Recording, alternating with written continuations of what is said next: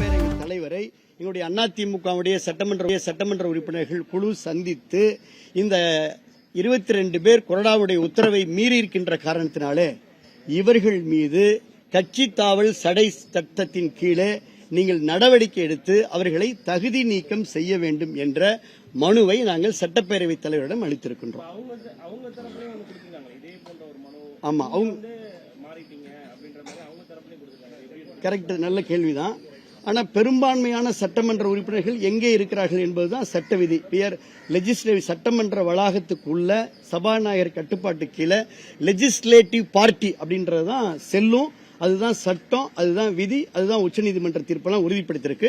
உங்களுக்கே தெரியும், நேற்று அதிமுகவுடைய பெரும்பான்மையான சட்டமன்ற உறுப்பினர்கள் மரியாதைக்குரிய அண்ணன் SP வேலுமணி அவர்கள் தலைமையில் கொறடா உத்தரவை ஏற்றிருக்கிறார்கள். அதனால பெரும்பான்மை தான் செல்லும். இரு தரப்பிலிருந்துமே நீங்க கடிதம் கொடுத்திருக்கிறோம், ரெண்டையுமே அங்கீகரிக்கல சபாநாயகர்ன்றத நேத்து சொல்லியிருக்கோம். இது சபாநாயகர் அங்கீகரிச்சிட்டாரா? நல்ல கேள்வி. இத சபாநாயகர் முடிவெடுப்பார். அவர் உரிய விதிகளின்படி நல்ல முடிவெடுப்பார். பெரும்பான்மை சட்டமன்ற உறுப்பினர்களுடைய கடிதத்தை அவர் முடிவெடுப்பார் என்று நம்புகின்றோம். அண்ணன் பேசுகிறேன். சட்டமன்ற கட்சி வேற, அந்த பிரச்சனை வேற, இது கட்சி பிரச்சனை. கட்சி பிரச்சனையில இவங்களை நீக்கிறதுக்கு ஒரு யாரு சொல்லுங்க. ஒரு இயக்கத்தில் பாத்தீங்கன்னா இப்போ பொதுச்செயலர் எடப்பாடியார் எல்லாம் கட்சி விட்டெல்லாம் எடுத்துட்டு இருக்காரு, பதவி விட்டு நீக்கிட்டு இருக்காரு.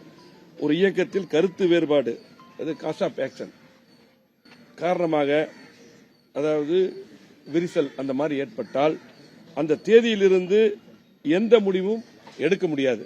இதுதான் சட்டம். அதே போல குறிப்பாக யாரையும் நீக்குவதோ சேர்ப்பதோ செல்லாது, நியமிப்பதோ செல்லாது. அதே போல 5/5/2026 தேர்தல் முடிவுகள் வெளிவந்த அடுத்த நாளே கருத்து வேறுபாடு வந்துவிட்டது.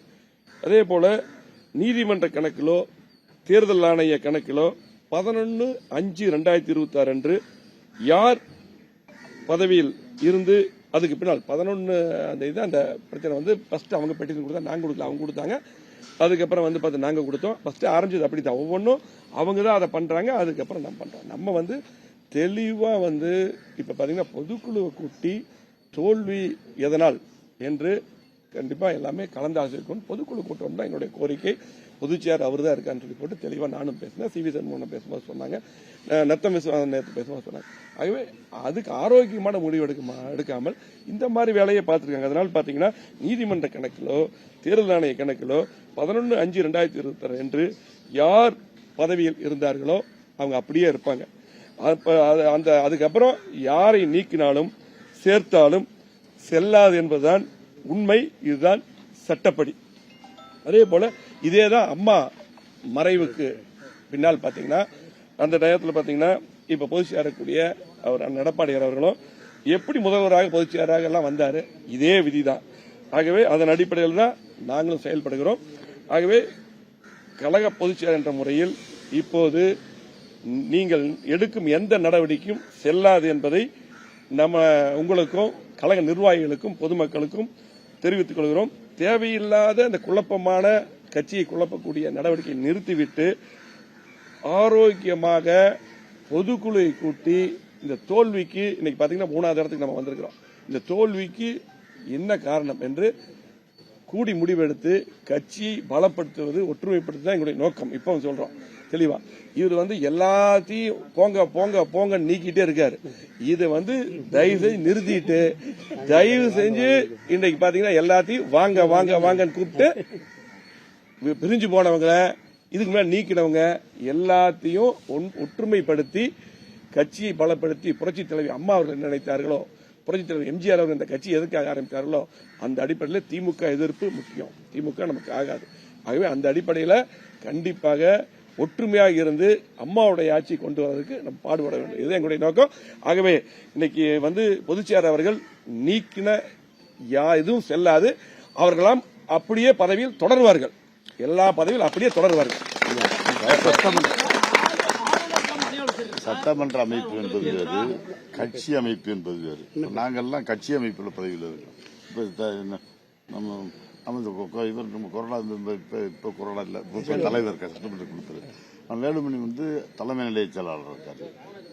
முக்கிய இப்போ தலைமை இடத்துல இருக்கேன். நான் வந்து மாநில துணை பொதுச் செயலாளர் இருக்கேன், கழக பொதுச் செயலாளர். நாங்கெல்லாம் ஆபீஸ் பியரர்ஸ்ல பார்ட்டியில எங்களை எங்களெல்லாம் நீக்கிறதுக்கு இவருக்கு அதிகாரமே இல்லை. இந்த காரணத்தை இங்கே இருக்க சட்டமன்ற நிகழ்வு என்பது தனி, சட்டமன்ற கட்சி அமைப்பு என்பது தனி, இங்கே இருக்கிற பார்ட்டி அமைப்பு என்பது தனி. இதுல எல்லாம் போட்டு குழப்பிக்கிட்டு எதாவது வித்தியாசம் தெரியாம கடைசியில் இது சம்பந்தம் இல்லாம இங்கே எங்களை எல்லாம் நீக்கிறார். இப்ப நாங்க தலைமை நிலைய செயலாளர் இருக்கிற வேலுமணியை நீக்கிறாரு, துணை பொதுச் செயலாளர் இருக்க என்னை நீக்கிறாரு, மாவட்ட கலை செயலாளராக இருக்கிறவங்க பல பேரை நீக்கிறாரு. இதுக்கு இந்த பிறகு இதையெல்லாம் சம்பந்தம் இல்லாமல் எல்லாத்தையும் நடவடிக்கை அவருக்கு பழக்கம் ஆயிப்போச்சு. பழக்க தோஷம், நீக்கியே பழக்கம். யாரா இருந்தாலும் நீக்கு இதுதான்.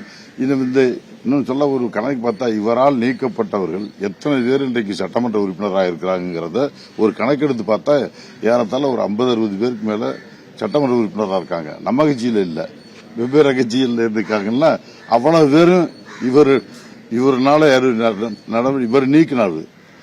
நம்ம பொதுச் செயலாளர் கட்சியை விட்டு நீக்கி அவர்களெல்லாம் வெளியேற்றினார். அவர்கள் இன்னைக்கு சட்டமன்ற உறுப்பினராக எல்லாம் உட்கார்ந்து இருக்கிறாங்க. இப்படி இந்த வரி எல்லாத்தையும் பயன்படுத்த வேண்டிய எல்லாத்தையும் வெளியேற்றிட்டாரு. கடைசியில் போற போக்கில் பார்த்தால மறந்த வாக்கில் ஒண்ணு அவரையும் நீக்கி ஒரு நல்ல அறிவிப்பு அவரே விட்டுருவாரு. மறந்த வாக்கில் பழக்க தோஷத்துல எடப்பாடி பழனிசாமி நீக்கப்படுகிறார், அதை கையெழுத்து ஏற்பட்டு எடப்பாடி பழனிசாமி ஏன்னா பழக்க தோஷம் தான். அது மாதிரி எதுக்கு எடுத்தாலும் கிட்டத்தட்ட அவர் பொதுச் செயலராக வந்ததுலேருந்து ஒரே ஒரு காரியத்தை உருப்படியா பார்த்துக்கிட்டே இருக்காரு, எல்லாத்தையும் நீக்கு.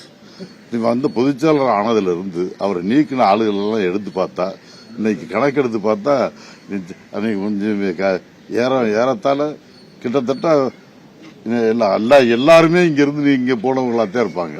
எல்லாம் திமுகவில் இருக்கவங்களும் இங்க இருந்து போனவங்க, இப்ப வெற்றி கழகத்தில் இருக்கவங்க போனவங்க, இங்க இருந்து போனவங்க எல்லாம் எடப்பாடி ஸ்பான்சர்ஷிப் பண்ணிருக்காரு. எல்லாத்தையும் நீக்கி இருக்காரு. இன்னும் போற போக்கள் பார்த்தா அவரையும் நீக்கிறாம பாத்துக்கிட்டா சரித்த அவர் நீக்கிறாங்க.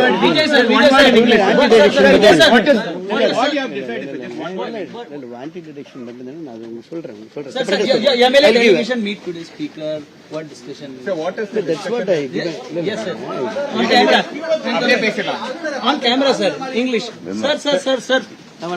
I'll tell you.